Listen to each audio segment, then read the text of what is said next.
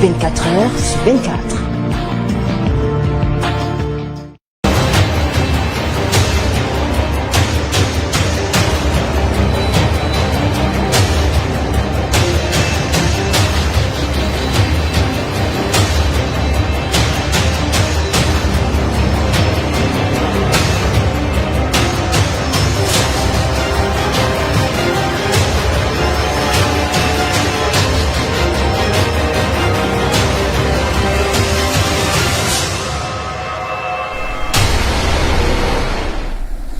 Good evening, ladies and gentlemen. Thanks for joining us. You're watching Clash of Titans. It is your weekly program for sure, and today we are focusing on how Cameroon is faring like we do on a weekly basis. Some have debated and even defended the slow pace of last year's realization of projects, blaming it on the health pandemic. An acknowledgement made by members of parliament and respective heads of ministries in Cameroon, that is, as at last year's ending, that's 2020, precisely in the months of November and December. We'll record 2020 gone, and today gradually counting down 2021.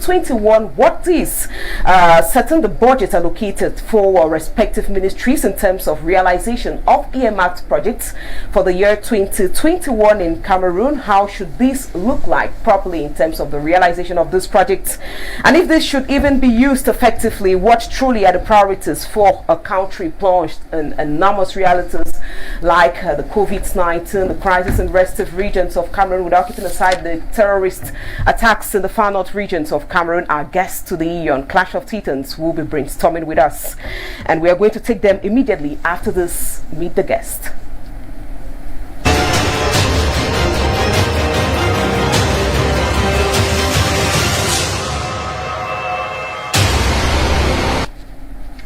Welcome back. Right here on set, it's true, we're going to have some two late comers, but certainly there'll be right here with us. We have right here on set Professor Edmond Biloa. Good evening, Prof. Thanks for joining us. And good evening, Ermin. Thank you for inviting me. I wish to extend my greetings to the viewers of Info TV, and I wish to also extend my greeting to my co-panelists. Yeah. Thank you so much for being right here with us. Beside you, we have Fabrice Nelson. You are a jurist. Thanks for joining us on Clash of Titans. Good evening, Ermin. I want to wish viewers of Info TV Happy New Year, and a good evening to the millions and maybe thousands of people who are watching our live. Okay, that's interesting to know. Yeah, for sure. For the viewers out there, you could send messages via 680 82 60 29 precisely. We are debating the first part of the program, that's public investment budget priorities of 2021, and besides the two men we have right here on set, we also have Lena Fabrice, Communications Secretary of the Popular Action Party, who to the studio, and Quotem Prince will Sambit, political observer. Let me begin with you, Professor Edmond Biloa, while the others join us right here on set. What about the 2021 priorities? It's true, President Paul Biya highlighted a few of them. We're talking about Cameroon heading towards emergence by 2035. Well, the priorities are many. The president said it's very important to guarantee peace and security on the territory of Cameroon. It's very important to consolidate the democratic process. In the years 2018, we had two elections, the senatorial election and the presidential election. And then in the year 2020, we had the legislative and municipal elections, and then recently we just have the regional elections. Okay. It is also important to make sure that all efforts are made in order to end the conflict in the northwest and in the southwest. The president appealed to friendly countries, yeah, who are hosting people who are funding the armed groups. All right. The president also said it is very important to open and maintain dialogue with the secessionists. Okay. And then he also told the younger Cameroonians who are part of the armed groups to lay down their arms and come back to the republic. they can go to the center of disarmament, demobilization, and reintegration. And then the president talked about the economy. The growth rate in the year 2020 was 4%. And he expects this year the growth rate to go up to 8%. Yeah. All right. So, but he said that can be done if the economic situation of the world improves, if the COVID-19 pandemic does not worsen. Okay. And the president said, while fighting the pandemic, the COVID-19 pandemic, Cameroon must endeavor to keep on developing Cameroon, to work on the social projects and the economic projects and the development projects. Is that not the sing song which the head of state is doing every end of year? Like we're turning around well, the same, the same points some problems by the head of state? Some problems are resilient. Okay. They come year after year, you know. Youth unemployment, roads maintenance, infrastructure. So there is no way you can talk about development if you don't have jobs. Okay. Okay. Development means you have to be able to reduce poverty. Okay. So whoever is president will have to address these issues. And that's the reality Cameroon is going to face this 2021. Of course, we're talking about priority projects, and you just made mention of some necessities for Cameroon. Now, let me get a view of Fabrice Nelson. What's your take on those priority projects for Cameroon? To you, what are those areas which should be touched at all costs? Sincerely speaking, I listened to the head of state. It was something like a historic, something repetition. If we go by his discourse, no, let's keep his discourse aside. The speech, because the fellow panelist was just trying to give us a historic of what the head of state said. Yes. It means that the head of state, what he said is something like, I don't know, a law in our country. But I'm sorry to say that if we were going to follow exactly what he's saying, we will never get to development. This country will never forge ahead. We'll never go one step ahead. There is something that is happening, and most of African countries, and especially Cameroon, they need to actually acquaint themselves to that, what is happening in the world and in Africa. Sincerely, there are so many economic systems that we need to embrace in order to develop ourselves, and we were inculcated with one economic system known as the capitalist economic system, saying that people who don't work will not eat. But I'm sorry, because what happens in our country today, we are trying to portray the mixed economic system in Cameroon and bringing forth 80% of the capitalist economic system, which is based on the foreign capitalist economic system. What is Cameroon producing? They can never be a developed country if you don't have economic development and economic growth.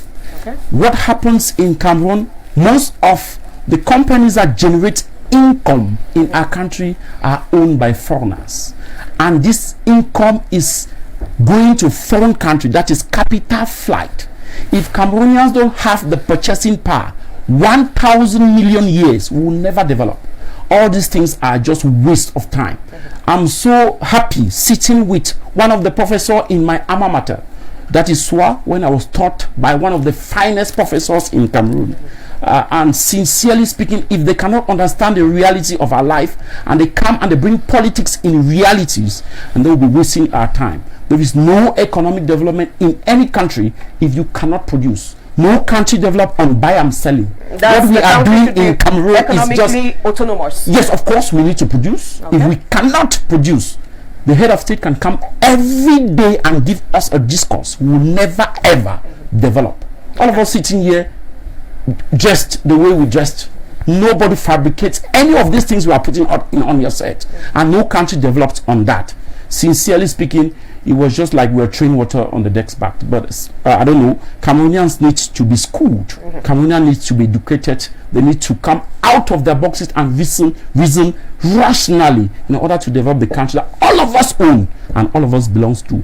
But sincerely, we need to keep politics aside and face the realities, and types of politics will come. Now we are not ready for politics in our country. Prince Will Sambit, let me get your view on this. You just listened to Fabrice Nelson, a jurist. What do you think about autonomy, economy for Cameroon to grow up, to aspire towards emergence? We're trying to identify some of those hot projects which the country should actually ensure it realizes before the end of 2021, if possible. And there are some of those others which they were already, or they are being handled but not properly handled, and at the end of the day we're turning around the same roundabout and no solution. The projects are not being realized. What's your take on it? Thank you very much, Madam Emin.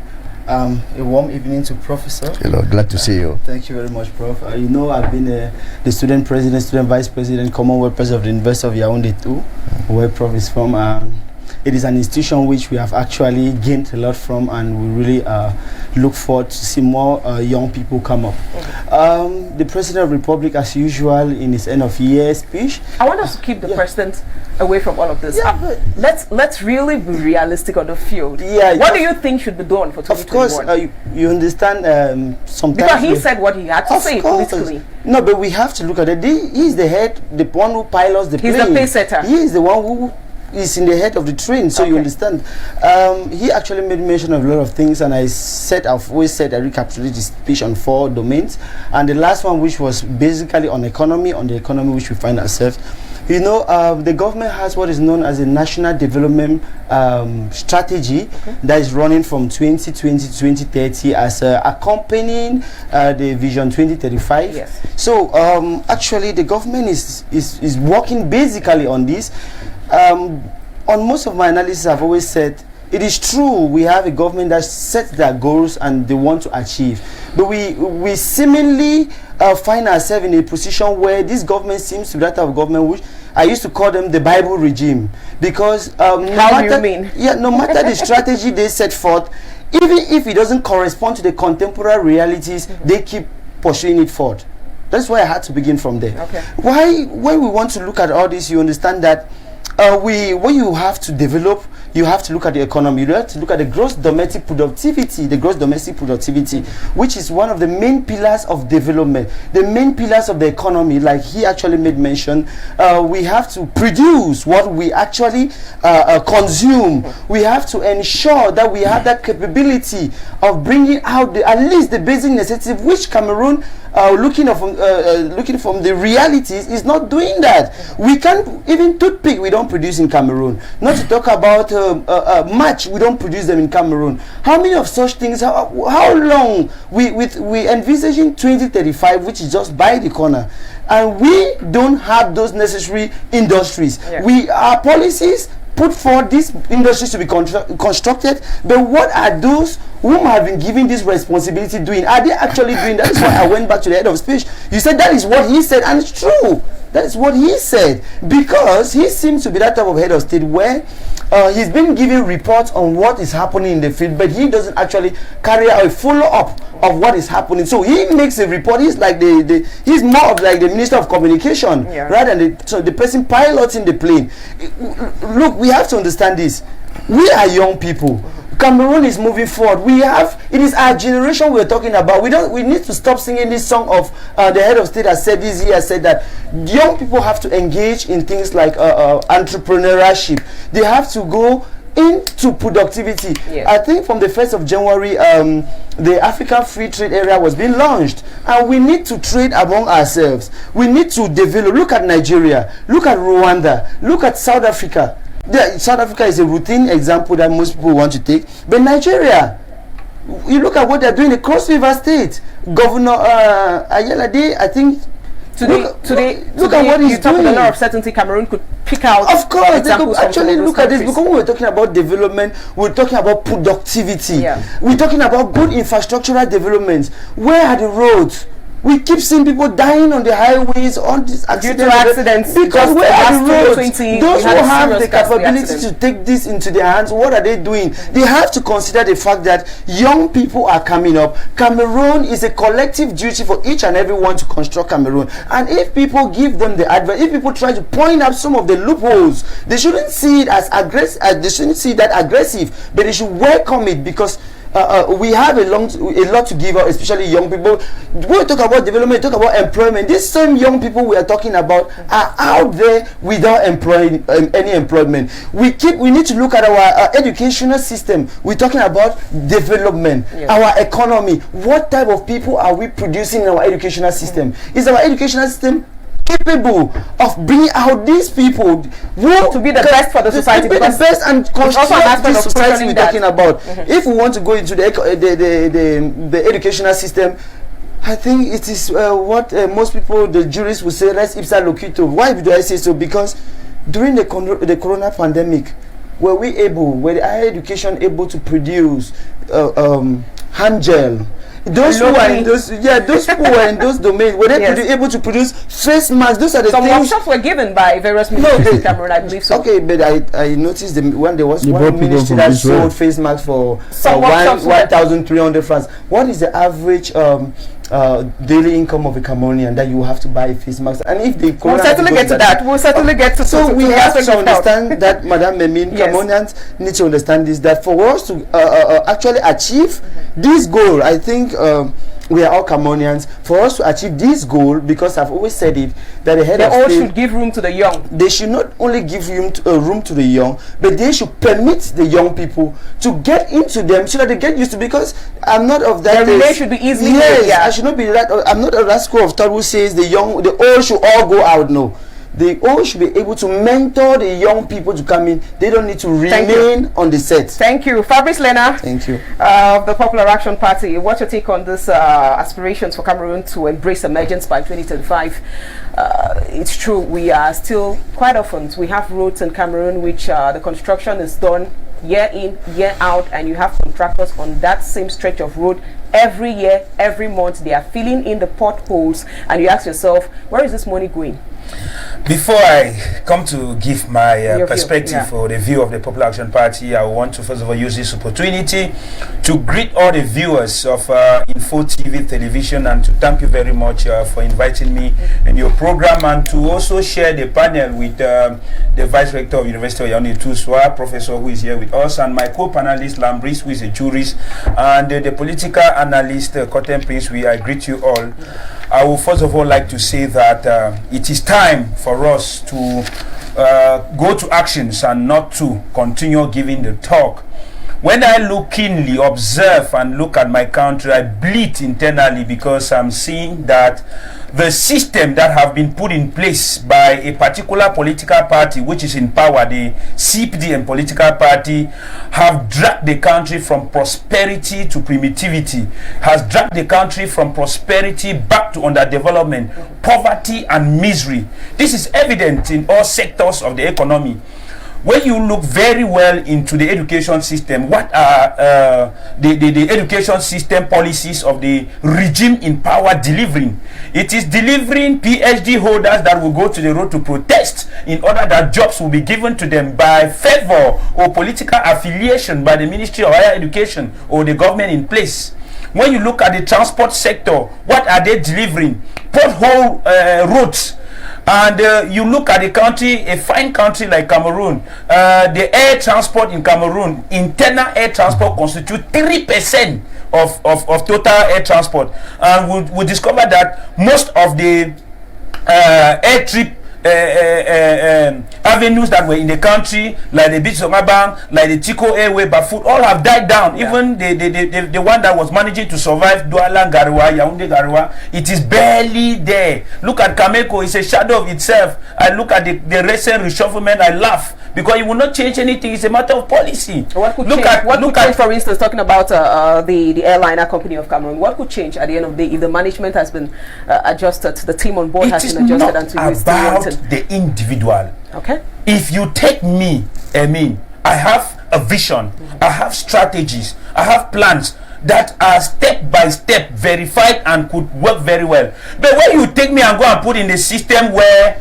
there are people behind me controlling me, you have to move like this. When you go out of the line, they say, no, young man, in this place, they don't work like that. That is the problem that is killing this country. There are people that have worked in Cameco that could have make our airline company to be prosperous. You're saying that the management is always teleguided. Exactly, teleguided, and it is teleguided by mechanisms and policies put in place by the party in power. I just wanted us to look at the different sectors, education, transport, go now to infrastructures or the market. Look at it to the market. How many meters from the presidential palace? It's laughable. When I look at some of these things, I feel as if this is my country. It's laughable. And the president cannot even go there to say, but what is happening with the budget that has been allocated for this market all these years?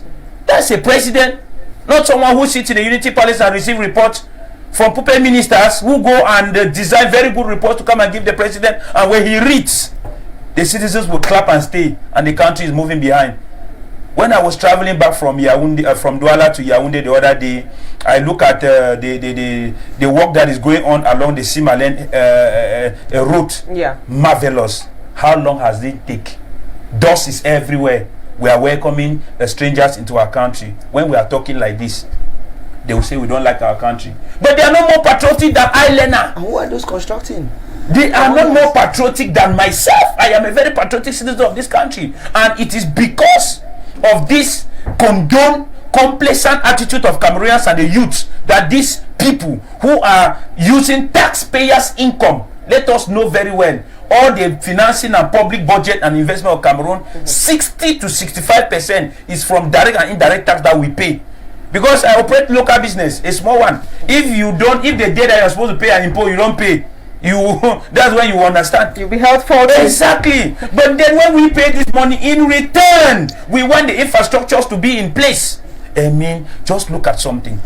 What is wrong with the Minister of Communication and Post and Telecommunication to join hands with the communication company like MTN, Orange, Camtel to send messages to Cameroonians that your ID card is ready, come and collect it, instead of mortgaging our future to foreign partners, producing our identity? That's why sometimes when somebody will want to tell me that this country is moving, I said, please, let us not fool ourselves. It is not moving. It's a lie.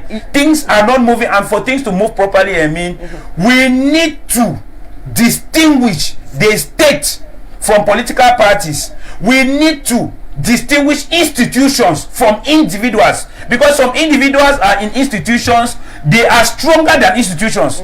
You will see somebody driving the big car, and then on the middle of the road he's answering a phone call. That's just something that happened to when we're driving here, and then the person is on the middle of the road. He does not care whether the person behind have emergency or not, simply because he has a name. Those are attitudes that we need to condemn, and that is the thing that's making this country not to move forward, even at the level of public investment. Because people embezzle money wantonly, and they are not questioned by anybody. How many times have the state done auditing in public corporations? Look at CDC, shadow of itself. What about the activities of Kodak? Yes. On the field. What about the activities of Kodak on the field? It is unlimited. It is unlimited enumeration. I mean, if I want to say, I'm sure like you're I going will to monopolize the talk, but I have to give for other people to give their opinion. Let me actually get a view of Professor Edmond Biloa of the CPDM party. You can participate and send your messages via the number beneath your screen, 80 82 60 29 precisely, and messages are coming. We are going to have a specific time to read your messages, strictly messages and no calls, please. Professor Edmond Biloa, I think it's high time for us to also touch the aspect of the African Nations Championship. We had some of those earmarked projects which were supposed to be completed totally. Yes. But today you identified that stretch, Simalen. Not only that, Olembe Stadium is not yet completely ready. We have some of these little things which were supposed to be done and finished long time ago, because we were supposed to talk about to play in Olembe. 2020. The African Nation Championship will not take place in Olembe. Okay, those it will take place in the Amadou Ahidjo Stadium. Strictly there. Yes, everything is ready. The Japoma Stadium and the Limbe Stadium and so on and so forth. But as far as I know, I mean, Cameroon is ready to host the African Nation Championships. It's not a big event as the African Nations of the Cup of Nations. Cup of Nations, yeah. Yes. But it's something which we were supposed to have all those little projects completed. That's the worry I have here.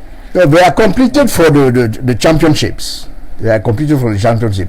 If you are already talking about the African Cup of Nations, that one will come in 2022, so we have some time. We still have time, like we've been saying. We have time. Yes, Kotem, well, Prof, maybe like Prof said, we still have time, and that is how we had a lot of time till when the last Nation Cup was being postponed. There's no problem. It's a very nice thing. But yes, Prof, it's true. Thank you very much again. It's true. It's not going to be played in Japoma. It will be played in Japoma. Excuse me. But we played in Amadu Ahijo. It will be played in Limbe. It will be played in Douala and even Limbe is questionable today because we have news coming out from the southwest region that they are not ready to welcome any visitors. The outside environment of the Under Stadium is very dirty and rowdy. They are working on it this night. Yes. Which is very funny. And it's problematic. That's what I'm talking. He's the one talking, not me. Okay. You want me to take it? I want you to. No. Look, I mean, if you look at sports events all over the world, you see that the host country usually works until the day the competition starts. You saw the World Cup in Brazil. Brazil was still constructing a lot of things around the stadium. Okay, so this is a very small event compared to the kind of events that we are used to I mean, African countries. That's the reason why we should sleep and we should keep no. 22. We already have these stadia that are good. They are not going to go away after the championship. Okay, we have these infrastructures and these equipment. That's good for the country. I mean, when something is done well, you have to acknowledge that it's done well. Nobody is saying that Cameroon is a paradise. But at the same time, you don't have to go to the opposite side and say everything is hell in Cameroon. All right, we have made some progress. 60 years after independence. All right, if you look at the number of schools that we have today, primary schools, secondary schools, high schools, university institutions, we have had a growth in terms of education. Okay. But I agree with Fabrice Lena that we have not been able to make sure that the products of our education system have jobs. That's because our economic tissue is very weak. That's because we don't have industries. Okay? It is very important that we move from a purely agricultural country to an industrialized country. It's very necessary. We'll get a lot of funding when we have an industrialized country. That's what we should do. And when we do that, we'll be able to compete with other nations. That is, for instance, instead of sending cocoa, we can transform cocoa here to chocolate and sell cocoa butter. Yes, all right? for instance. That will give us more money than just selling cocoa. Okay. And we are capable of that. It's not normal for us to import so much rice, so much cereals, whereas we can grow them here. Okay. But it is not only the responsibility of the state. It is everybody's responsibility. Should that be it is everybody's responsibility. It's true that the state must impulse, give some impetus to what is going on. But the private sector is also important. Civil society is important. Cameroonian as a whole must become very creative. And certainly we are very creative. Are you going to say that young Cameroonians are not creative enough? We have they are very creative. Thousands of Cameroonians who are creative. Now we have realities like tax. Like we have some of those petty realities which do not. Fabrice said he's a businessman. He's a small businessman. Maybe in 10 years he will be a big businessman. We hope so. Yes. If the platform will give him the opportunity. Prof, I just wanted to make a small remark, Prof. Yes. The difficulty here is that our country is a pro-public sector economy. Yes. When I say pro, which is not good. Good.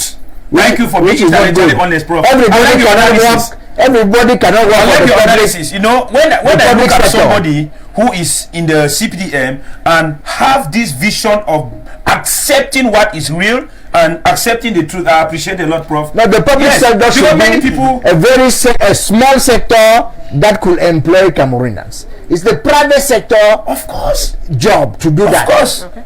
Of course, because normally a private sector is the largest sector of mixed economic system.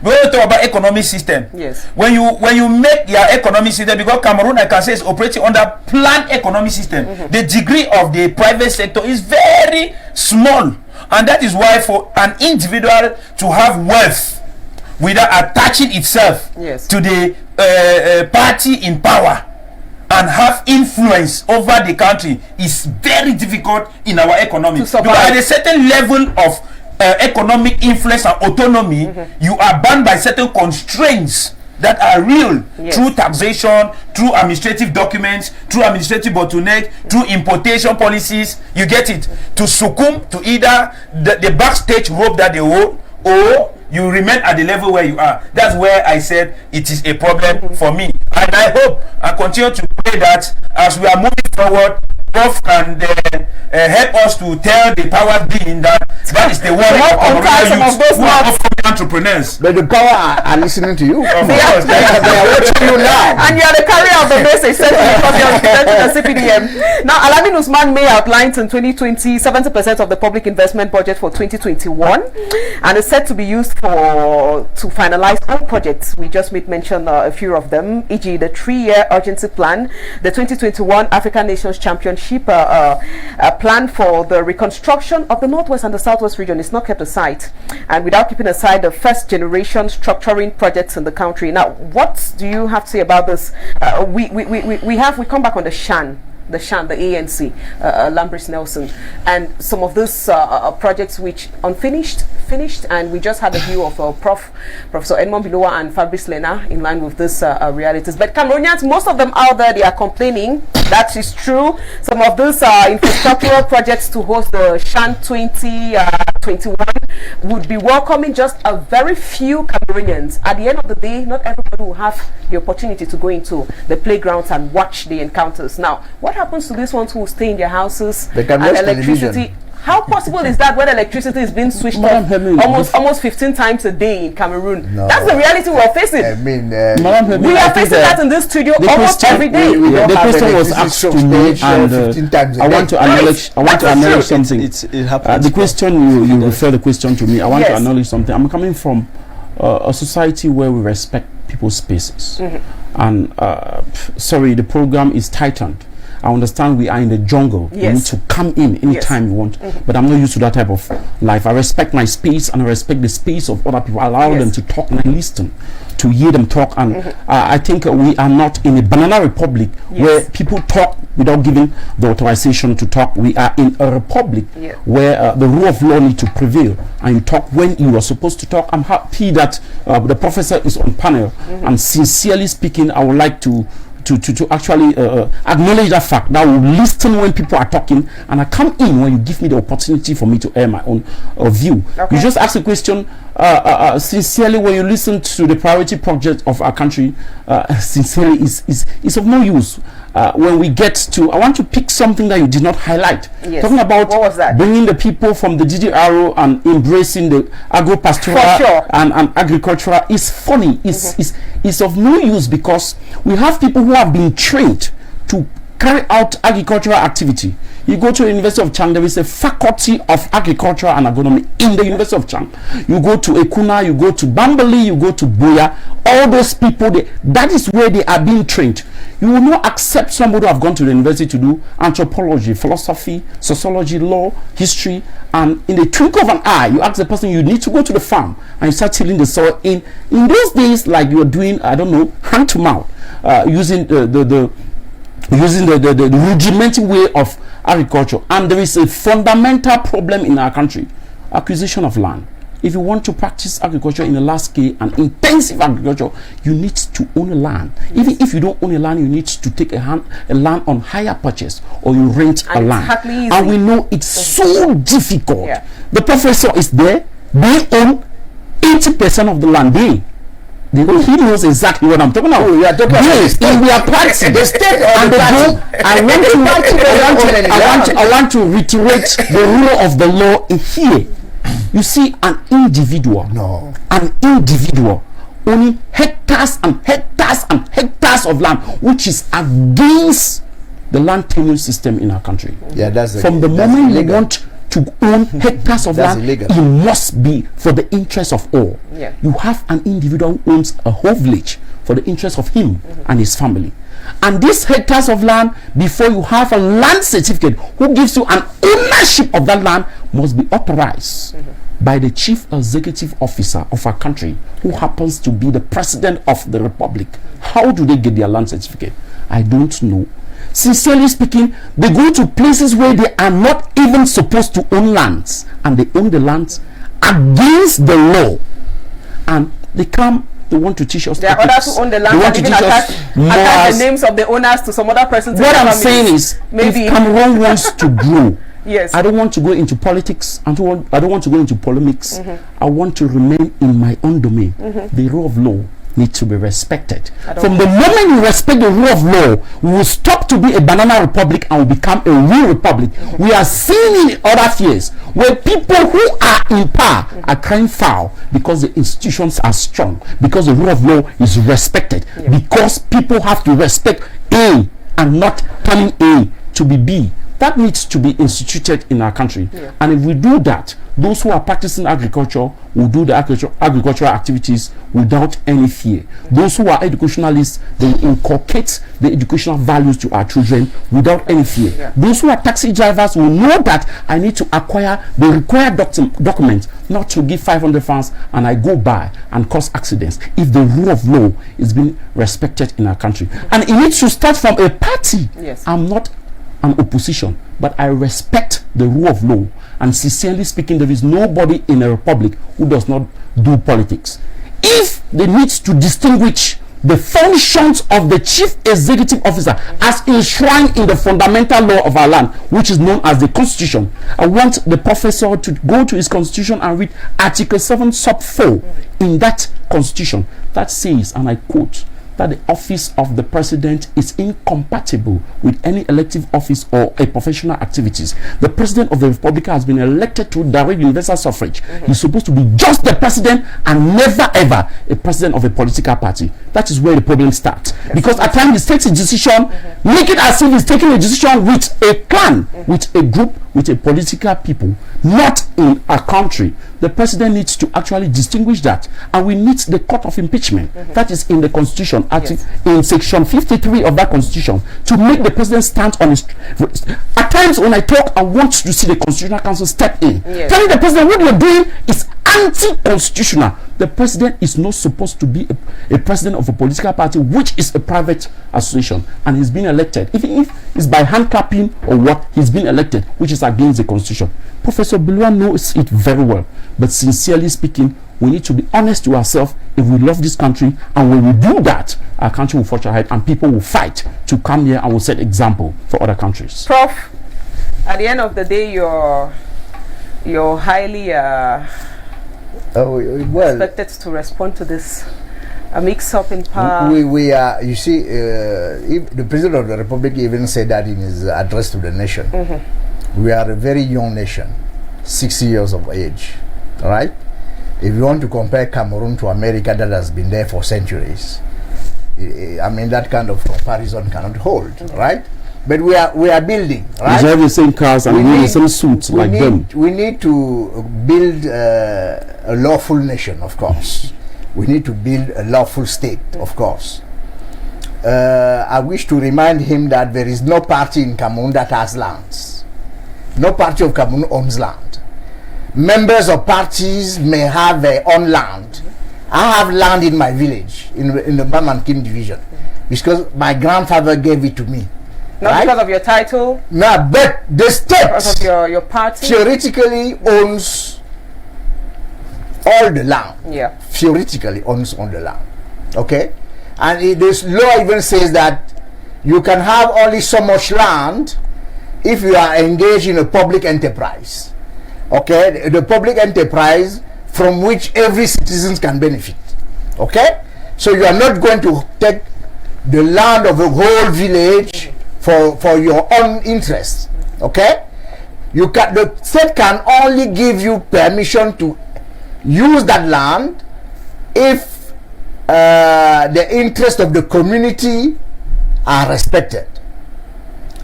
But now, for the rest, I will say that Cameroon is a state in construction.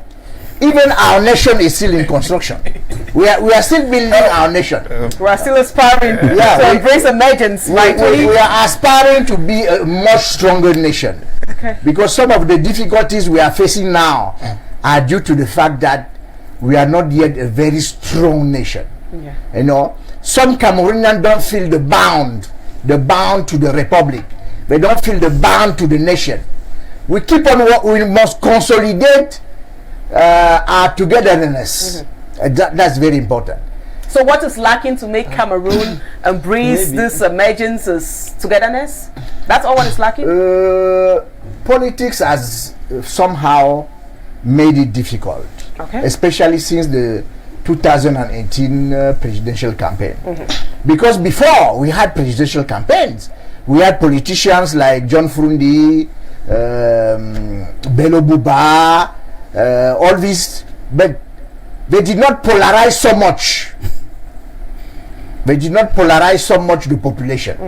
What happened with the 2018 campaign is that all of a sudden, some Cameroonians discovered what was their tribe, what ethnic they were coming from. All of a sudden, some Cameroonians said if they belong to a certain tribe, it would have been easier for them to become president. But so it seems to me that the former politicians were more responsible, right? They were more responsible. Even when they lost the elections, they were not ready to foster an insurrection, and so on and so forth. But we need to come back, you know, and make sure that education is very well taken care of, because Cameroonians needs to be educated. That's the foundation. But let me modulate a little bit what I said. You see, most of the Cameroonians live very well together. Most of the Cameroonians, they live very well together. Okay. I don't see anything like tribal conflicts or ethnic conflicts. Okay? What you hear in the social media are just intellectual talks. Oh, you have tribalism. Oh, people don't like each other. It's not true. You go, I mean, first of all, the bulk of the population is in the villages.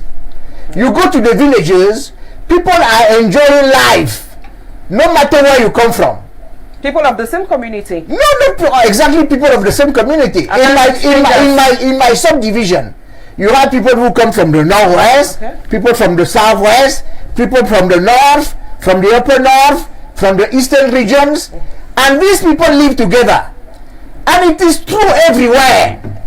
A few intellectuals who wanted to use politics as an instrument for that, by appealing solely to people from their communities, they thought that they could be elected, which is wrong. To be elected in Cameroon, you must be elected by the majority of Cameroonians. You see, you cannot just win an election with people from one region. That's impossible. Okay, you must have voters at least from 3 regions in order to win the presidential election. All right. Thank you. Okay, so yes, things are not as bad as people think. Most Cameroonians feel very comfortable with each other. Maybe Cameroonians I'm here with Fabrice. I don't have a personal issue with Fabrice. Maybe Cameroonians like you. I'm here with Cotton. I don't have a personal problem with Cotton. And most Cameroonians are like that. Please, don't exaggerate, you know, some of the bad sides of our lives. Okay? There are also good sides. Okay. It's true.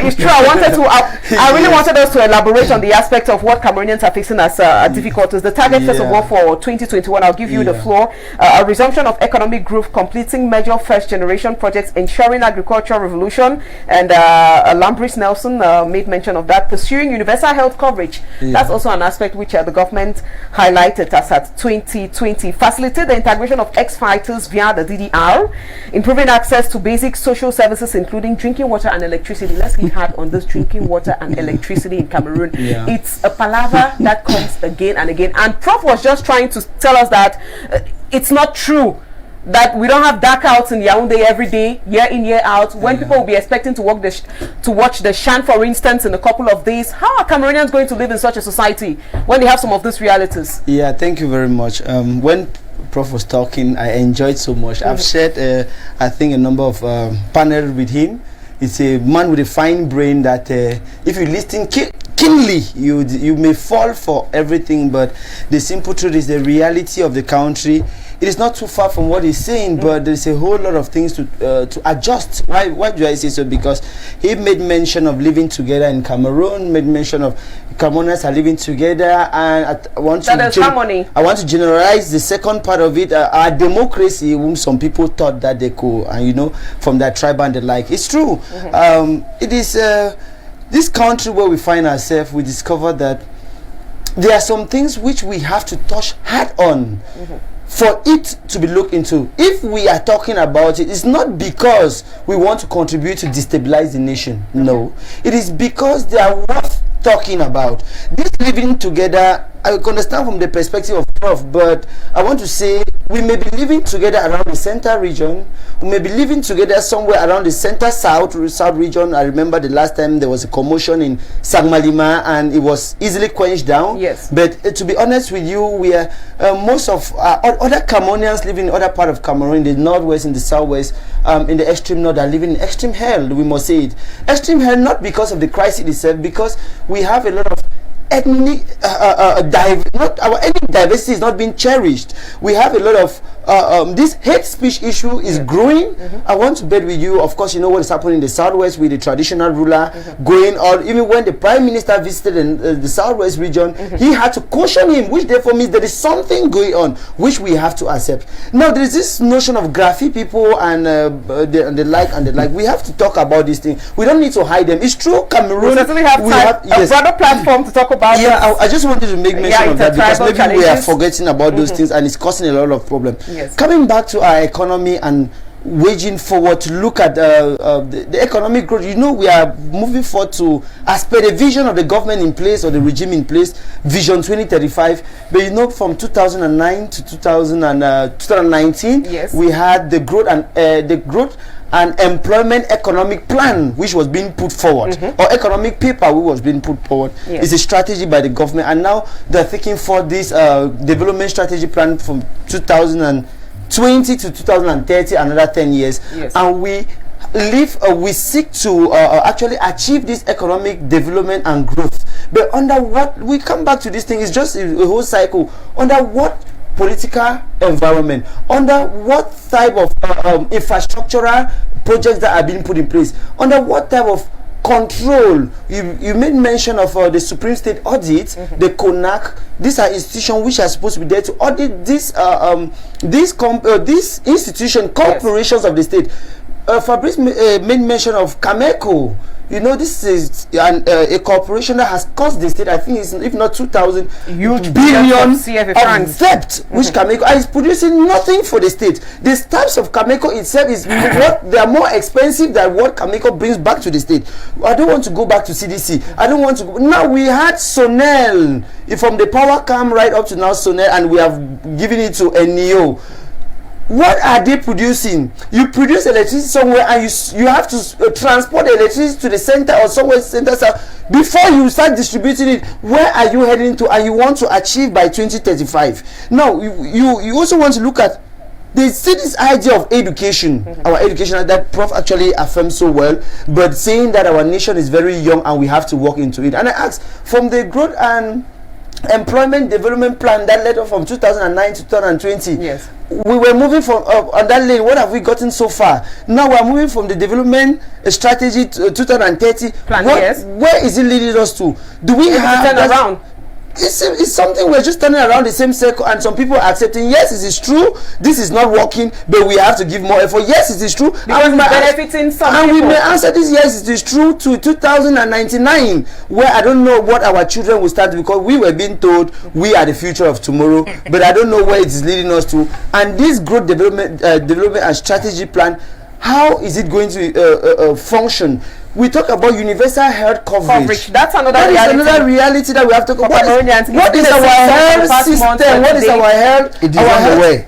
It's on the way. Yeah, it's on the way. I just made sure it's coming. It's on the way. Yes. Okay. You understand? Okay. So the promises are still being made. Of course. And Cameroonians remain expectant. The state, the Ministry of Public Health, yes, just signed an agreement with a private company. Okay. So it's on the way. Okay. Maybe I should finish from yes, the health system. The light of it all. Now the hemodialysis system in the northwest. Look, the whole region is being paralyzed. What are those? At the end of the day, machines finally arrived in the northwest region a couple of days ago. Dialysis machine. Yes, dialysis machine. We've not refused. How long did it take? It is true we should appreciate that it has come finally. But how many people is going to save? Here in Yaounde, we saw people sitting in the street. Madam and me, I still want to put it straight. We are not saying because we want to destroy this country, because we are saying what is happening and it should be being looked at. The coronavirus, if it was a reality in Cameroon, I don't know if people would have been moving on other corpses where they pack things in the house.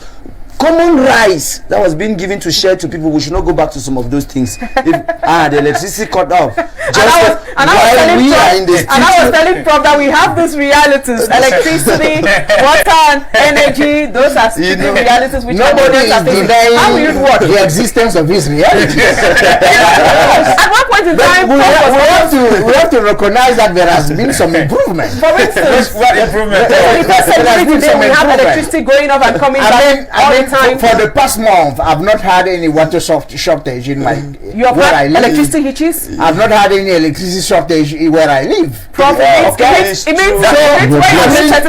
power shortages that we used to experience, yes, they are becoming fewer and fewer. All right.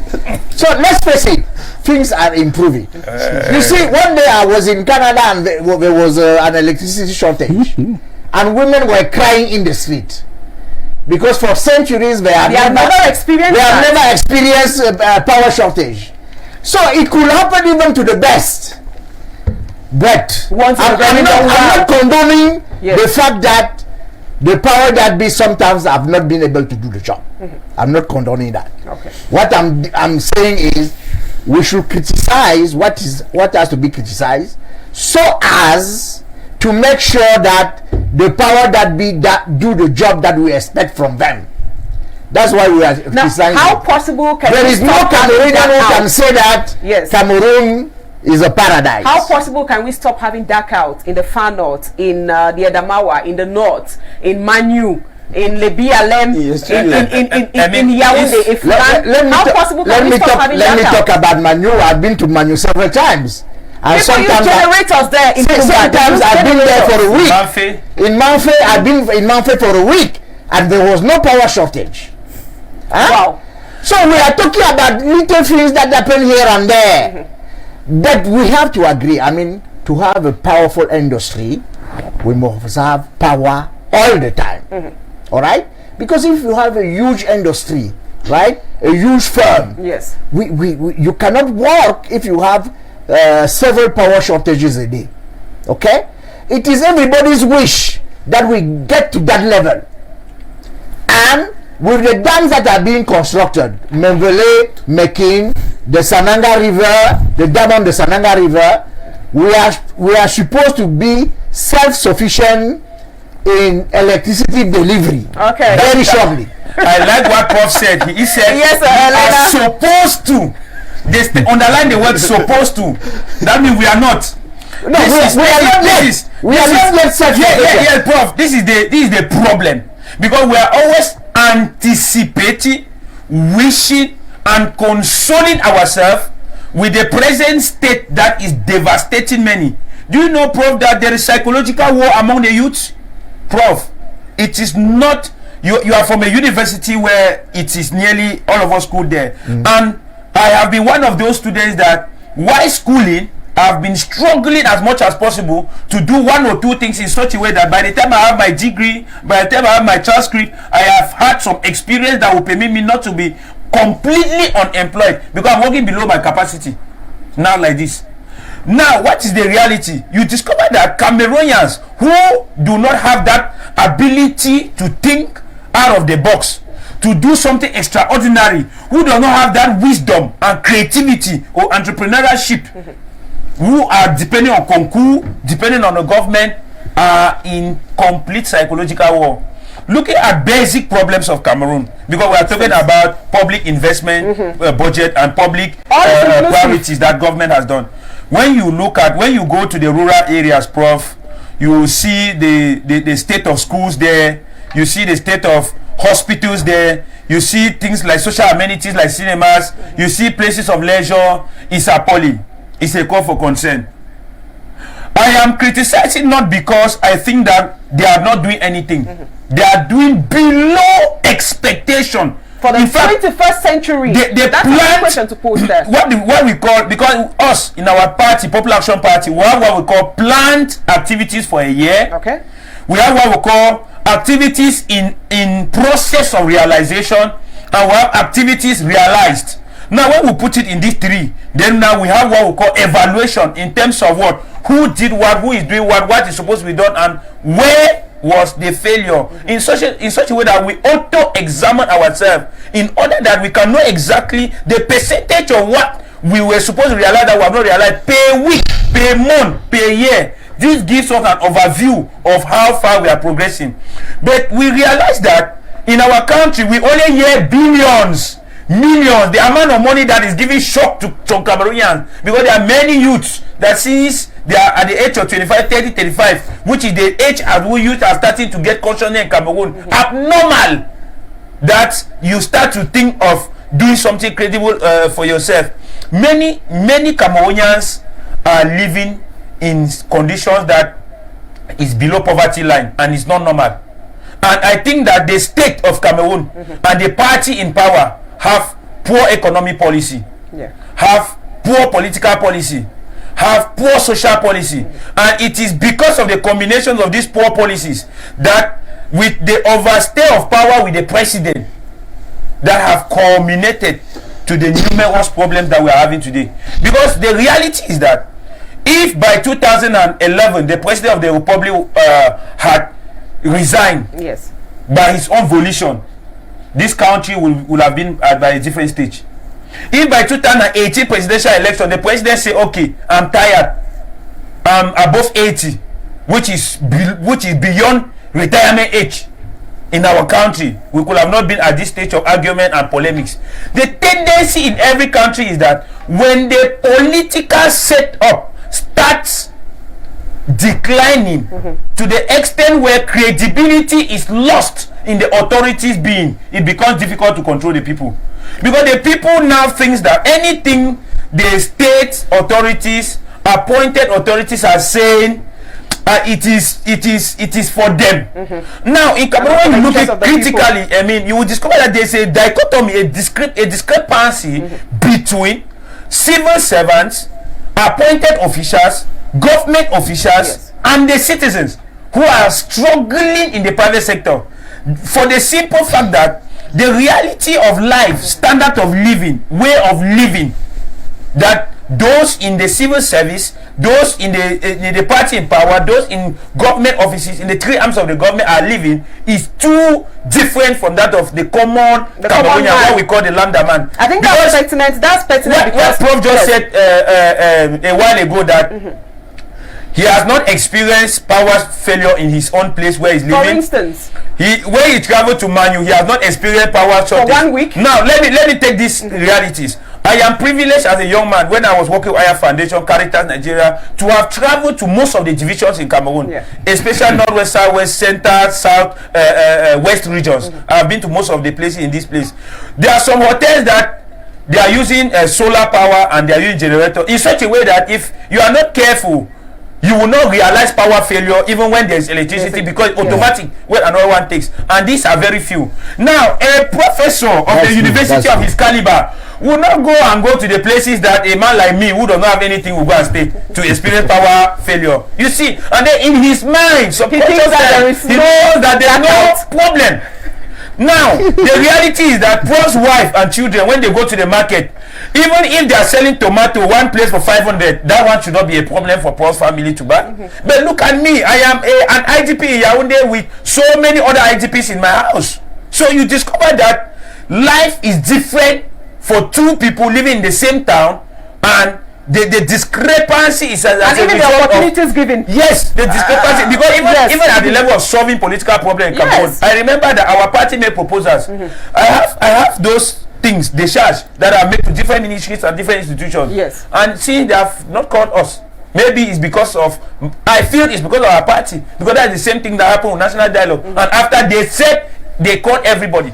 So that's the problem with Cameroon, because sometimes people forge to make sure that we build the country together. And the funny thing about this is that, I mean, they are the very people to say that we are open. Yes. All of us should construct together. We are living together. At the end of we the don't day, take decisions they together. seem to be receptive. We don't take decisions together. We don't eat together. We don't participate in policy designing together. Prof is affirming. You're affirming that. Well, I can agree with some of the things that he says. Okay. Because, at least Prof is being honest enough. No, I'm being honest. Yes. Prof is someone who is intellectually honest. That's what I said. I'm honest. Sometimes when I was vice rector in Chang, I was living on campus, and Chang, the University of Chang has a big Soviet generator. Okay, it was brought by the Russians. And one day, my secretary told me at the office that she has been experiencing power shortage. And I asked her, but what power shortage? I have light at my place every day. All around. And she told me, no, but that's because you have a generator. When the lights goes off, the generator takes over. So, it's true. Sometimes, if you are in a place like Chang, you will not feel power shortage, because the University of Chang has water on campus. It has electricity on campus. Everything is there. It's just like that being the case, all of the problems that Fabrice has raised, they are pertinent enough. Yeah, they are relevant. They are pertinent. Okay, we should call upon the powers that be, so as to improve the living and working conditions of all Cameroonians. And the President of the Republic himself has said in his speech that the National Development Strategy is going to aim at reducing poverty. Is going to aim at finding jobs for youth. All right? It's going to aim at facilitating life for the average Cameroonian. So actually we are saying the same thing. But except that in a country like Cameroon, that is not as rich as the other countries, sometimes you have to solve many problems at the same time. Which is not. You have the medical problems. You have to supply equipment to an infrastructure, to hospitals. You have to solve education problems. You have to solve road problems, and so on and so forth. Those problems are so many, and unfortunately, and at times the problems the are money that is supposed to come from the businesses or the firms that we have don't come that much, because we are not very productive. So in order to reverse the tendency, we must become very productive. We must industrialize the country, all right, so that we'll make more money and the economy will feel much better. Be strong enough. That's the problem. Okay. Now there is one little aspect I wanted to touch before we switch topics. Yeah, you had something to say. What about low-cost houses? I don't know if any of you have been able to benefit of low-cost houses in Cameroon. I think that's something to say. Well, that is the idea of low-cost houses in Cameroon is also, it was another part of the vision of the measures to facilitate the living conditions of Cameroonians. Yeah, and but today we have big government workers staying in those houses are not ready to go. Yeah, you have to understand something. There are some of these realities. Sometimes the social policy is not good. Okay. Because those houses are for small Cameroonians who are managing their lifestyle. University teachers staying there, CRTV journalists staying there. Low-cost houses. It's a big problem. It is the responsibility of the state to make sure that low-cost housing is for the not for the average Cameroonian, but for the small Cameroonian. Of course, those people who are coming from the villages that cannot acquire property. People who feel it's difficult to have both ends meet.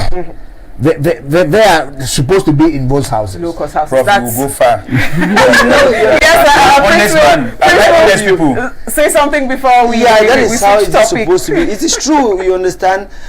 From an analytical point of view, I always like to ask this because most at times it's good to affirm and to affirm. Yeah, that is how it's supposed to be.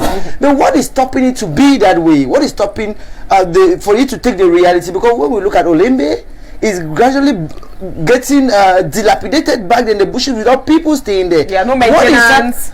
Even people living in them forget about maintenance. Okay. Have people been habitated before we're talking about maintenance? And most of them which is empty. What is stopping them? Why? Because administrative bottlenecks. We want to bring our sisters from the village. We want to bring all our family relatives. We didn't want to put people there that because this is a whole business. The sick is a whole business. What you want to get is a room in the sick. What you do is you buy a room from some. If it's already been occupied. And people sell names because when I'm leaving, I make sure I sell you my name. You buy it for about 2 million, 3 million, and you get it, and you fix it to your taste. For some of these other ones that is not even legal. And then you start paying all your because if you sign a contract with the company and then you give the contract to somebody without the company knowing, it's not legal. It's not legal. Yeah. So yes, back it up. Yes, I was saying that if we had to go out of that, we need to respect the rule of law. The rule of law, I insist. It's fundamental. I persist. It's fundamental. Respecting this rule these low-cost houses sincerely was built in the yesteryears from the former president for people who just start their life. They say, okay, you go there, you stay for 5 years, you organize yourself, you move out, another person who is coming continues. I can remember I had to read a document concerning CityVed, I don't know how they call it in English. That was meant for people who are just beginners. Yes. If you have beginners, yes, if you were recruited, maybe a young teacher in Yaounde, people who just passed from the School of Magistracy and administration, young people, you go there and you organize your life in Yaounde. After 5 years, after paying the minimal sum that they're paying, 5,000 francs, I don't know, 25 something of that sort. Yeah. And after 5 years, you organize yourself and you move out. You go to where it's more organized, and then you leave the household, young beginners as well. Now, you see houses built in today, 17 million francs. And they call it low-cost houses. And the basic salary in Cameroon is 36,650, and you call it 17 million francs. People work for the rest of their life for 40 years. They will never have 17 million francs. Meaning it's not meant for average Cameroonians at the end of the day. You see the Director General having 5-10 houses. Let's take a few messages. Cameroonians were expecting to much after the Biloa agricultural show as far as productivity is concerned. They came nationwide to see what this sector can give as hope. But all the promises and prospects have been swallowed by embezzlement. That's Alexi from Emombo, who is sending this message. Thank you so much. Presently, Mafe is in dark for some days now. That's somebody who is trying to.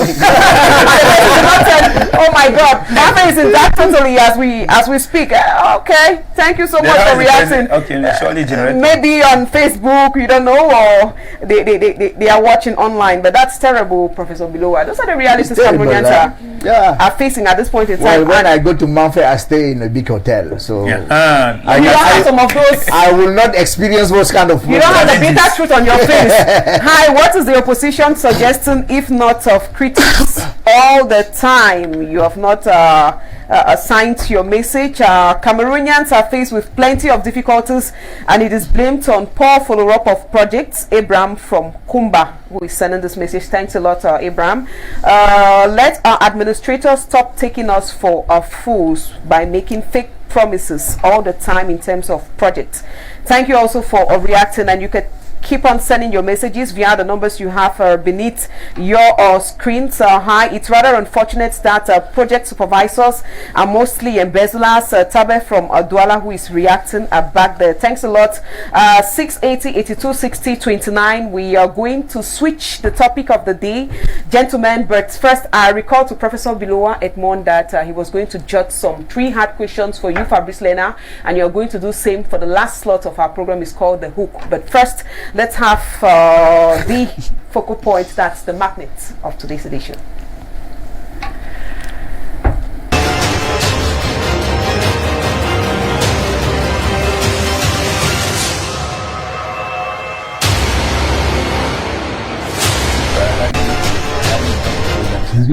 Welcome back, and thanks for joining us. If you're catching up, it is strictly Clash of Titans, and we're here with brave men who are here with us debating on how Cameroon is faring. For sure, we talked about the public investment budget for the year 2021 in Cameroon, and we are switching to another topic of the day.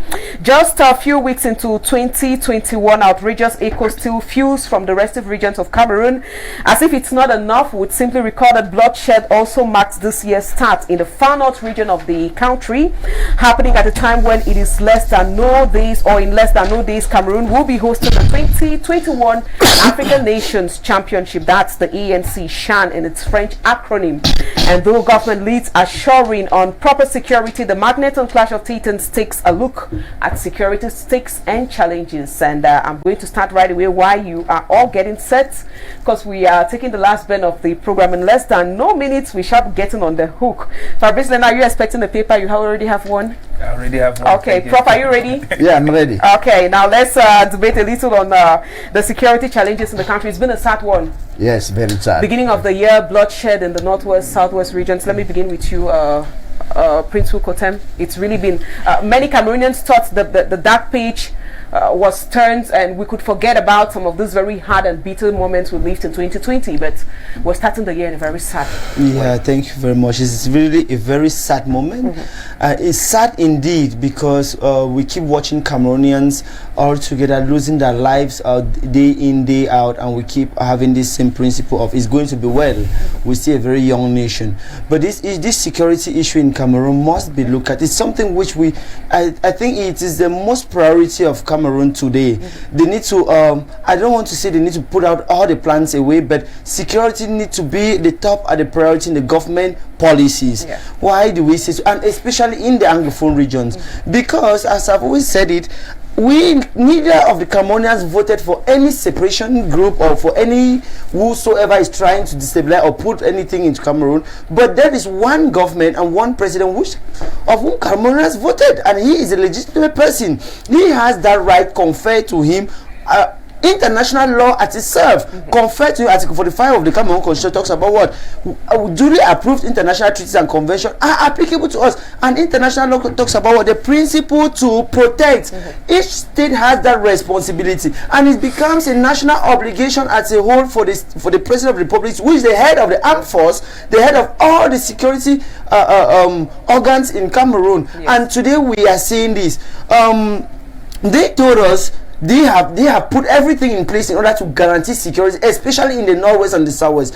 However, we've seen some instances that have actually put that very idea, or that very what they said to test. The Ngabo incident, it began and people said, it is not us and it is us, but at the end, what was the report? Human Rights Watch and other, I don't want to say they are elastic, Human Rights Watch today are accused of protecting the separatist instigators. There is no problem, but we are talking about Cameroonians, okay?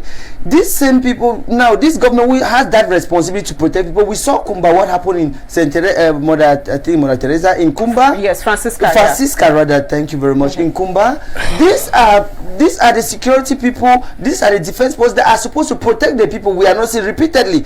Now we've seen that of Moyoka, of Mautu, just on the 10th of Sunday, some few days ago. We've seen other incidents that are coming up, and we've seen other rates. What is happening? This security problem is really a disturbing one, and especially when we want to organize a tournament like this.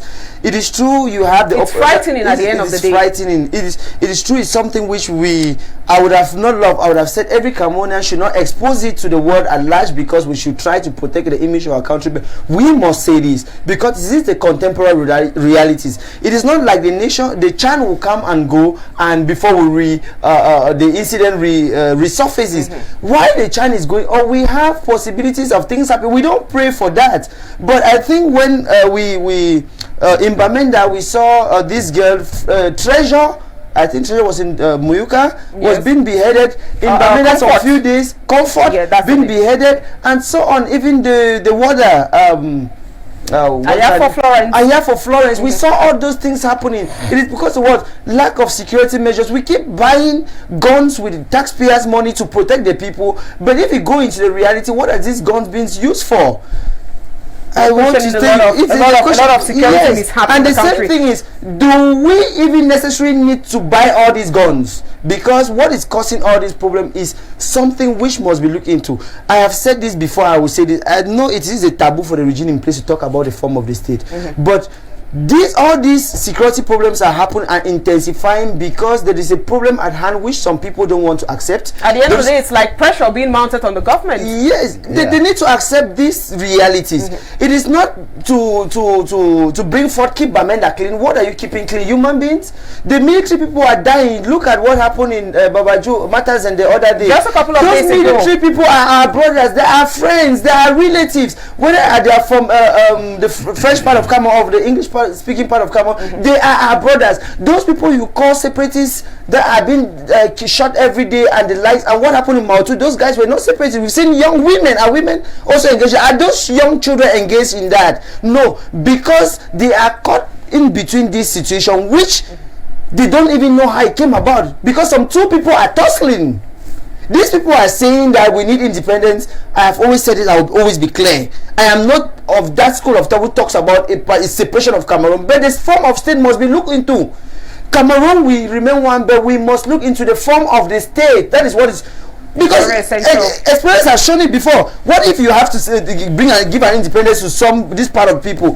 What would you someday see some Bakwere people or the Southwestern will start telling you, no, these people are Graffiti people. What? There'll be more separation. But I think that the form of the state will go a long way to resolve this crisis and show that the security problems in Cameroon. Thank you so much. I want to insist to the televiewers, on peut pas recevoir des appels. We can't receive calls. Please don't insist with your calls. You just send your messages via 680-8260-29, and we shall have time to read your messages. We can't take calls. We really can't take calls. Sorry about that. Strictly messages. Now let me get your view, Fabrice Nelson, on this security stakes and challenges in Cameroon at a time when the country will be receiving people from far and near coming to watch the Shan, and we still tussling with security realities on the field. Defense forces at a point in time, it's like they too are being fragilized, because if they can be surprised and you have incidents like what happens around the West region, we question a lot of things talking security in Cameroon today. Sincerely, when each time I'm asked that question in other panels, it really baffles me. It baffles me in the sense that it will go by the definition of the law to define the forces of law and order, and the security forces. The definition is very clear. The military is there to defend the territorial integrity of a country and the territorial boundary of a country, not to fight its people, no matter what they do. And sincerely speaking, the highest way to reinforce security in a country is to inculcate the sense of belonging to people. Each time people get frustrated and lost of the sense of belonging to a nation, these things are bound to happen. And some people misunderstand the state of Cameroon to their personal interests. Some people think that they are Cameroon and the other people are against them. And once you're against their ideology, it means you're against Cameroon. That is where the problem lies. We need to bring in the rule of law. Sincerely, the football jamboree in every country is the highest platform of marketing of a nation, because football itself does not develop a country, but it helps to sell the country to the rest of the world, for people to see their interests. If they can come invest in the country and bring something that can add a plus to the country. But I'm so ashamed, because people will come to our country, and I pray the God of this country I pray that the march should not be going on in the stages along the country, and the light goes off, and they had to postpone the march because there was no light. I pray maybe generators will be put in place. Other international journalists, your colleagues, will not be able to give the transmission of the march because the internet services were poor. I pray that people should not go to the hotels late because of traffic jams. I pray that march that are supposed to start at 3 o'clock, they should start because maybe the bus coming to that place, there was a lot of traffic and they could not go to the stadium on time. I also pray that after the matches, people should get back to their hotel rooms and their very location on time, because everything in our country is like we are in a banana republic. This is our country. We know the realities. Is there security measures? Is there water? I pray that some players will leave the stadium and they come to their hotel rooms, they open their taps, and there is no water. Sincerely, they'll need to sleep without even bathing. In this our country is very possible. Anything that is abnormal is normal, and everything that is normal is abnormal in our country. And this is a country we live in. Sincerely speaking, at times my daughter asks me, "Hey, why is it that 2 days today the tap is flowing?" It's abnormal for her that 2 days she opens the tap, and she sees water coming out. She's surprised that for 2 days they have not cut water.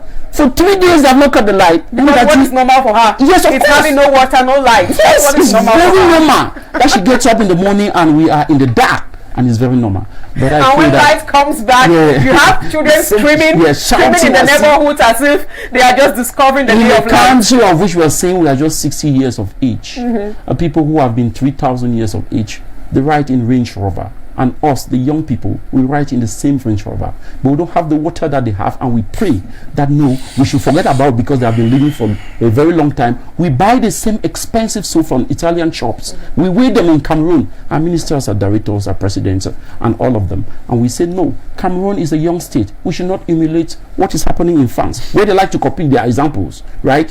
No, these French people, they have lived for a very long time. If we don't have water, it's because we are young. But we wear the same suits like the Macrons in France. We drive in the same cars that they don't even drive in. But we say we are young. Sincerely, this is our country. If we are honest enough, we need to go back to the drawing board, redefine our strategy, know that this is our country. And tell a better image from the moment 1 Cameroonian, 2 Cameroonian, 3 Cameroonians, and the 25 millions of Cameroonians, according to the official census, have a purchasing power. And then automatically we'll have economic growth. And when we have economic growth, we'll have a long lifespan, and our country will grow from that. Not some few people having it all and others having nothing to eat. And I always say that the regime in power is fortunate to have an institutional dictatorship, because they have the parliament, they have the senate, they have all the ministers, the governors, the GOs, the mayors. Everything is in that. What is possible them not to implement their policy? The head of state, as per the constitution, fixes the policies of the state. The prime minister, the head of government, implements that policy fixed by his boss of the same party. All of them belong to the Politburo, and they call it, there is another organ of the CBTN. All of them. What is happening? That they themselves, if they had a good conscience to put this country ahead, there is no opposition nowhere. Forget about what the opposition is doing on the platform.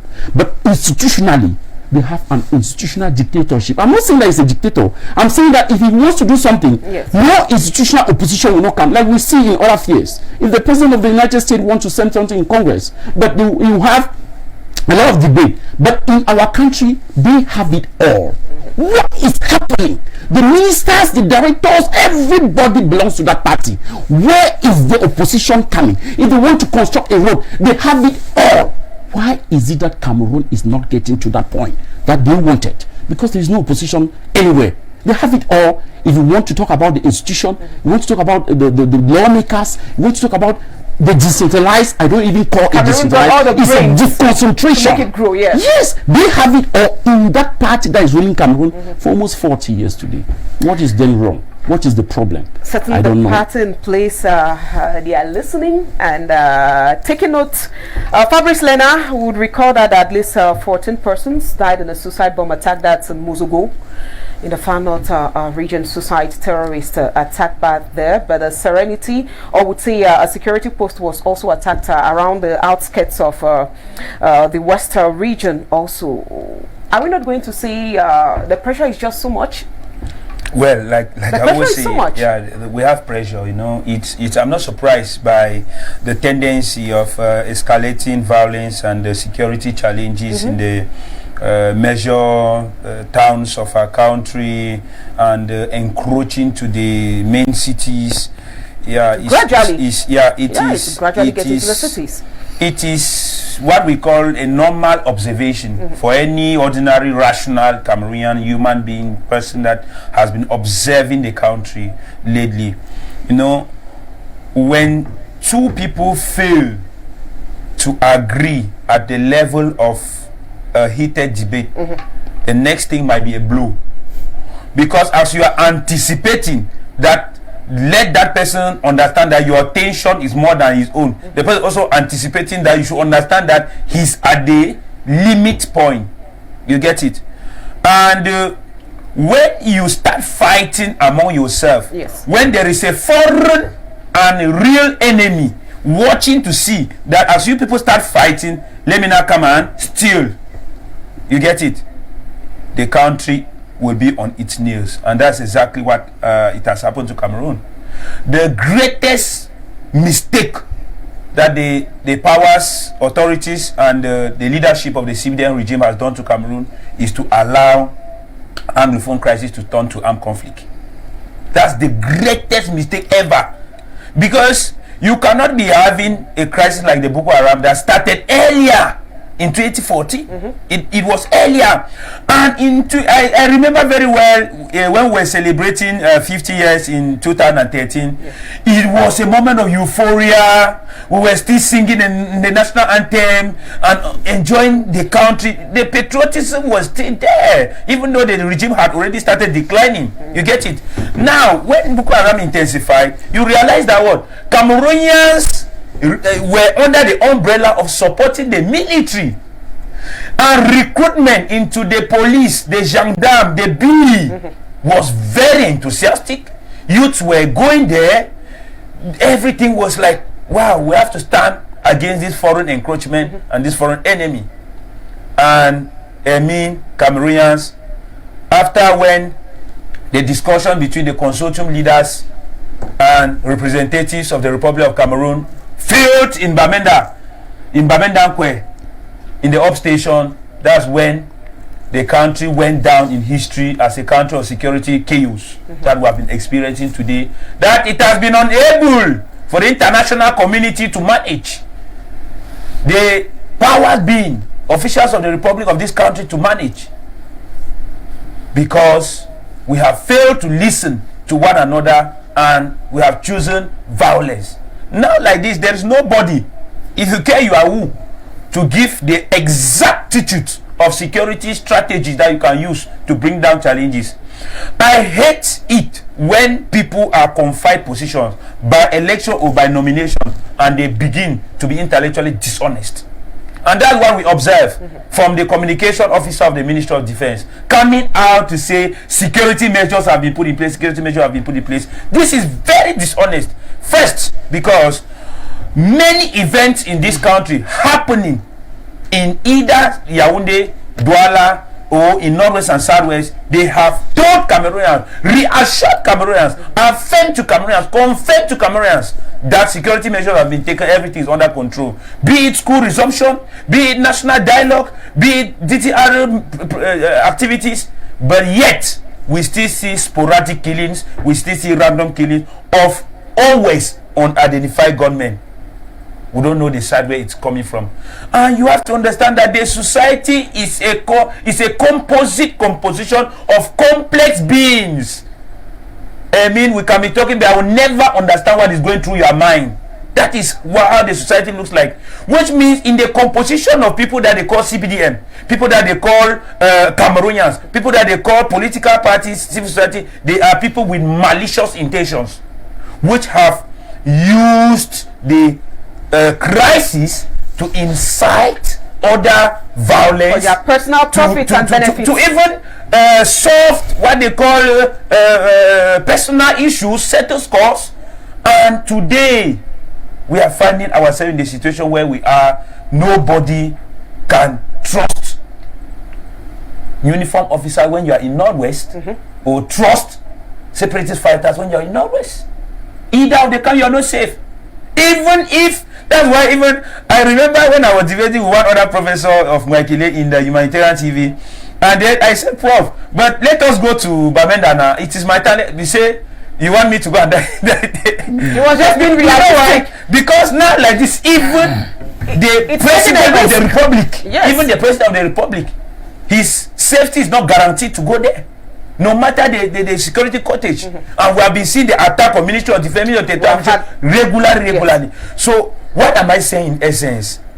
What am I saying in essence? What is this noise all about? I mean, it is time that we put the life of the people first. I always say the people first. That's my signature in every publication I make. The people first, because if we put the people first in this country, we understand that the first element that uniform officers are supposed to protect in this country is what? Population, territory. Government comes last. Government is simply a small composition of the population that have been designated power. And the power actually belongs to the people.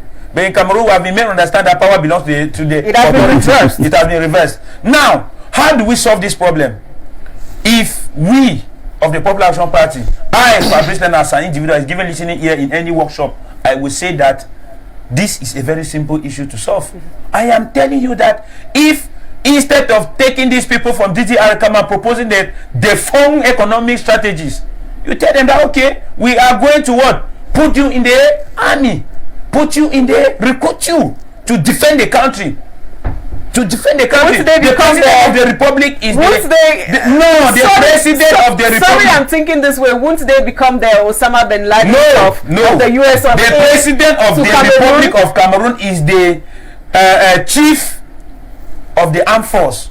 That means he's the highest authority of the armed force. Are you getting? There's nobody that can challenge his order in the army on a fidelity. Which means that when he passes, nobody challenges, which means that if many security problems have been solved in the world by absorbing people who have already held gun. Because I mean, there is no other solution that you can give to somebody who has already seen blood and killed so many people, other than making the person who still belong there institutionally. You get it? Because no matter how you reintegrate these people, they still have the idea of holding guns, and at any moment they can return to that. Now they could hold guns but seven the nation. Exactly, seven the nation. That's one method. Then another method is that the government of Cameroon should try as much as possible to put their party allies aside, because what is destroying this country is CBDM and the G20 satellite parties. If they decide that okay, now it is time for us to reconstruct Cameroon, let's hold a conference. CPDM and G20 come. Pro-electionists, I'm talking about UDC, SDF, PCRN, they are on their side. Yes. Anti-electionists, radicals, PAP, CRM, CPP, Start of Car movement, let us come as one country. Because here it is service security challenge affecting not only CPDM but the whole country. Yes. Now in this place, we will sit as a nation to discuss, because I'm thinking that if the president of the republic today sends a letter that and makes it public, that Prof Moses come to Justice Ayapo Abine, this come and let us look at the security problem of Cameroon. The focus of this is security problem of Cameroon, and these people reject. All Cameroonians will know that they don't want to solve problem of Cameroon. But we, on the contrary, have submitted solicitations. Yes, that this is our proposal, documented, that we think that if it is implemented it will work. But you discover that people along this country somewhere don't want the problem to end, and when you want to insist, be careful, you can even go with your head. Professor Edmond Biloa, at the end of the day, maybe that's a summary we could all make. It's like the crisis, the insecurity challenges, it's fueling some private vehicles, or it's fueling some discussion leaps and in his address to the nation, the President of the Republic said, among other things, that it's important to maintain dialogue with the secessionists, because we see that the military solution is not likely to bring peace. Good. Okay, so it's very important that dialogue continues. Okay, there are many forms of dialogue. Some of them we don't know about, because dialogue sometimes takes place secretly. Yeah. Okay. The major national dialogue was a form of dialogue, okay? But there are other forms of dialogue. The government can meet people who fund or who support the secessionists in Europe or in America, and so on and so forth. The most important thing is that after 4 years of this crisis, we've got to realize that we are not going to end this crisis militarily. It's going to be very difficult to end it militarily. I mean, Cameroonians must come on board of the dialogue ship and try to find a solution. Problems, those Cameroonians who are founding the armed group say that for a dialogue to take place, if they come to Cameroon, they won't be sure that they will go back safely. Okay, so therefore the government must provide guarantees that if they come to Cameroon, they won't be arrested. Is it possible? Or is it possible, Prof? Or they can organize meetings. Is it possible? I insist on the question. Of course, it's possible. To come, yes, right on Cameroon. A state like Cameroon can give international guarantees that if this person X comes to Cameroon, he won't be arrested. Okay. Okay. That's the why we belong, after all, to the international community. That's great to know. The other solution will be to meet them abroad, in a friendly country. It's possible.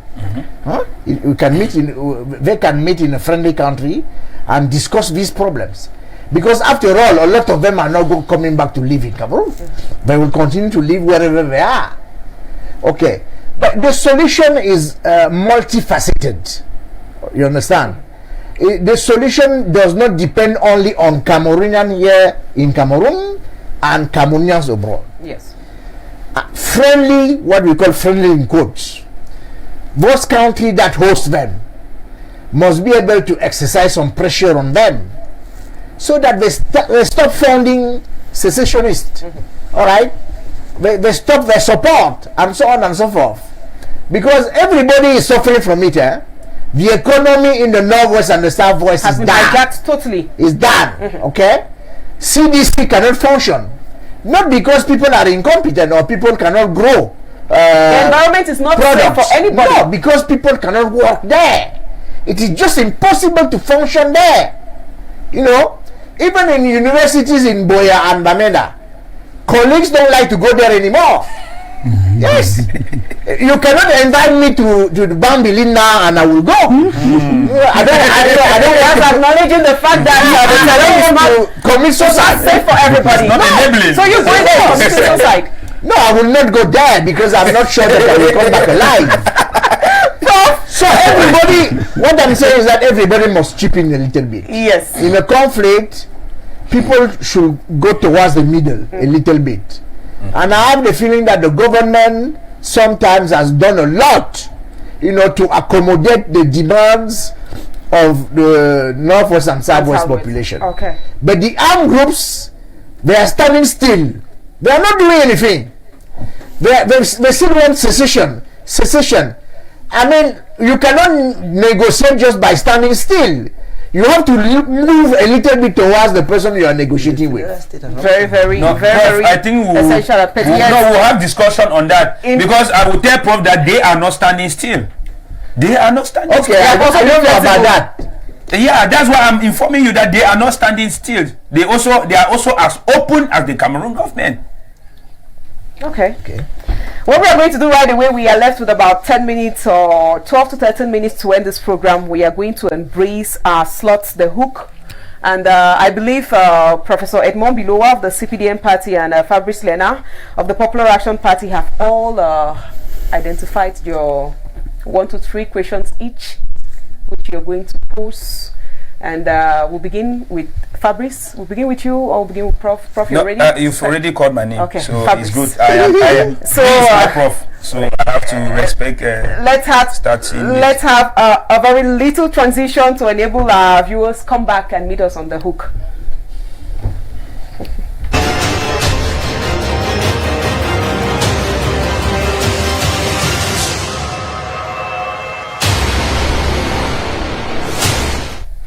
Welcome back. Fabrice Lena of the Popular Action Party. You have 3 minutes. You have 3 questions to pose to Professor Edmond Biloa, turning around what we just discussed here. Yeah, my first question to Prof is that I wish to know, Prof, as a member of the CPDM political party, which is the party in power, and Vice Rector of the University of Yaounde to SOA. How neutral are you in taking decisions, considering the fact that you are in a university environment with people who are matured enough to choose their political parties? So that's the first question. Okay, I should. Yes. No, that's not a problem. We are in a democratic country. Many of my colleagues, they are militants of other parties. Some of my students who are, mature enough, they are members of political parties. I mean, the ideology, the political belongings do not interfere with my professional life. Okay, I have a lot of friends in other parties, and Frundi is just my neighbor. He's not very far from the University of Yaounde too. And one day he invited us to his house.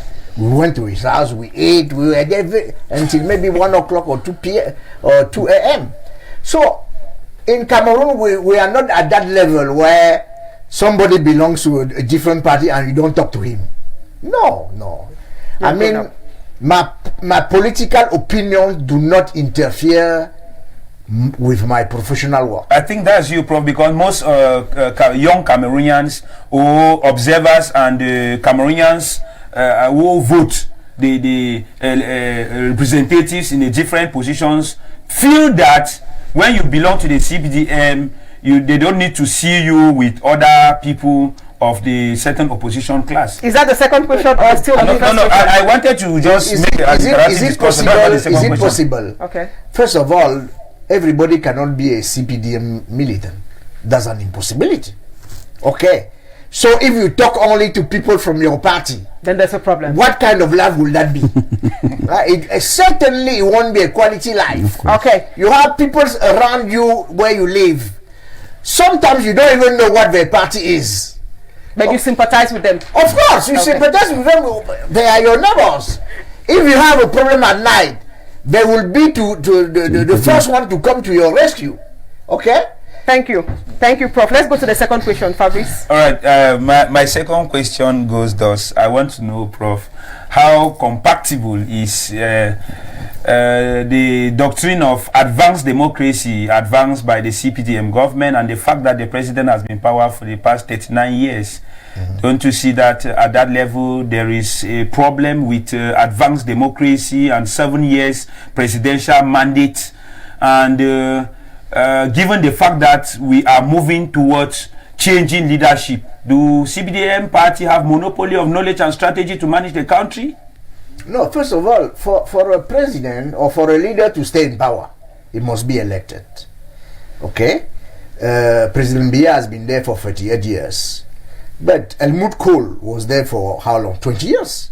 Margaret Thatcher was there for how long? 16 years or 18 years. Foreign presidents have been there for long. There is no limitation of mandate. The US is a specific case where you can only be in power for 2 terms. Even Ghana. In Ghana, okay. Which is an African country. But you see, democracy doesn't necessarily mean the change of men in power. The change of men in power. It all depends on what the law say, the fundamental law, that is, the Constitution says. Prof, you are a man of the law. Have you not seen that our Constitution has been clandestinely changed to make sure that the president continues staying in power? Because in 2008, I remember among the strike that was incited by rise in fuel prices and food prices, Cameroonians were not happy with the fact that our Constitution was changed to give the president unlimited mandate. The Constitution was changed at the Assembly. And I remember very well the national president of my party, Justice Aya, resigned from the CPDM because he said he could not vote such a law. No, okay, that's fine. Because the Constitution was changed by the Assembly, and the Assembly is made up of representatives of the people. I was saying that, I mean, there is no single form of democracy that is accepted everywhere. You see, in China, they have their own form of democracy. You can be a president only for 10 years. All right? Once you are elected by the political bureau of the Communist Party, You are the president of China for 10 years. After 10 years, somebody else is elected. It's, okay, we have to be serious about this. There are things that happen in other countries that are not so surprising. Okay, you have children of president becoming themselves president, and so on and so forth. Whatever the case, we are all sure that one day things are bound to change, because it is just normal that if you stay in power, you know, the right was in power in France for how long? Maybe 25 years or 30 years. And one day they lost. Mitterrand came to power. And Mitterrand was there for 14 years. Okay, it's just the law of nature. It's just the law of nature. Every human being that is intelligent knows that somehow there will be some changes in Cameroon. We have to be ready for these changes. Thank you, Prof. Thank you, Prof. Because of time, Fabrice will end there for your questions. Yeah, it's just short. I will. Is it going to be precise? Yes, very precise. He gives a very precise answer for Prof to return the baton. His vision for the youth, as somebody who is in the youth milieu, because as a youth, we are championing an initiative that a lot of youth are looking up to us. In one sentence, Professor Biloa. So, Prof, I mean, Prof, we really want you to give us a vision of the youth that you have. Cameroon is on the right path. Okay. No, the Achilles tendon of Cameroon is the economy. If the economy improves, youth will have employment. Okay.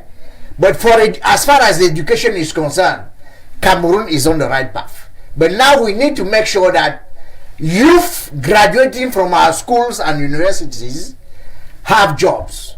But for them to have jobs, we must industrialize the country. We must develop the country. We must encourage economic creativity. That is hard to come by. Thank you, Professor Edmond Biloa. Lena Fabrice, you are going to play the same role like Prof. Yes. You had a question or two to ask Fabrice Lena? Yes, I will ask him. Yes. I mean, he's a young entrepreneur. He is a young businessman. I would like to ask him, what kind of difficulties did you face when you were setting up your business? And what kind of advice will you give to a younger person like you who would like to enter into entrepreneurship?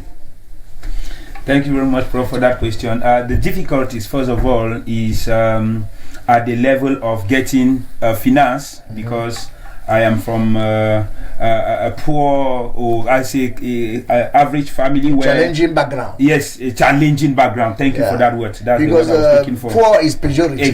Exactly, yeah. From a challenging background. So to gather the amount of money required to set up a business was a little bit difficult. And then the next challenge I had was actually to get it registered under the category of business registration, where I could obtain the legal papers for it to function. And then the next challenge was for it to take off in order to do the marketing. But because I had built a strong base of youth around myself, it could easily take off. So that's the challenge. And the advice I will give to youth is this: you don't go to do politics when you don't have anything, because survival politics is what has made some politicians to be running from one party to the other and crying foul every day. That is the first thing I want to say. Then the second thing I want to say is that have a focus, look for some fine brains around you. You cannot do it alone. You have to hold the hands of other people. You people do it together. Because if you do it alone, you are going to find yourself in an individualistic situation where you are hooked up and nobody is there to take you back. But if you people are 3, 4, 5, because before I set up something, I had to call 5 of my friends. I say, okay guys, let's come and see what we could do some contributions at the end of every month, and then we'll put in a microfinance. When they reach a certain amount of money, we could ask for a loan. And then looking at 5 of us, they say, no, 5 of you cannot disappoint us all. It was easy for a loan to be given. And that is how we took off. So that's the advice I need to give to youth. We need to do it ourselves. Okay. Thank you so much for playing the game, Professor Edmond Biloa of the CPDM Party and Fabrice Lena of the Popular Action Party. We had you also right here with us, and they were watching and listening to your responses like myself. That's Fabrice Nelson, who is a jurist. What do we take home as a message after discussing the two main points of the day? Sincerely speaking, what I want my country to do is to institutionalize equity in all its institutions. The state of this country blame the people of the Northwest and the Southwest not to collaborate with the military or the intelligence. But I'm from Boya 3 days ago. Just imagine my mother who lives in Great Support in Boya and my great-grandmother. A military man comes and speaks in French. They don't understand. And the constitution of this country says we have official languages in our country, English and French.